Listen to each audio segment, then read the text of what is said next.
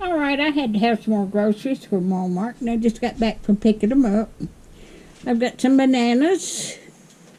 I got us some sausage, sausage patties. I got another 5 pounds of ground beef chuck. And my grandson wanted some bacon. I got another 12.5 of eggs. And my grandson wanted some pecan sandies, cookies. I got 2 boxes of hamburger helper. We like hamburger helper. And he wanted some Cheetos.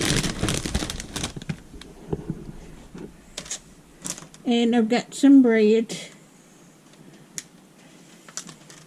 And I got 2 gallons of milk.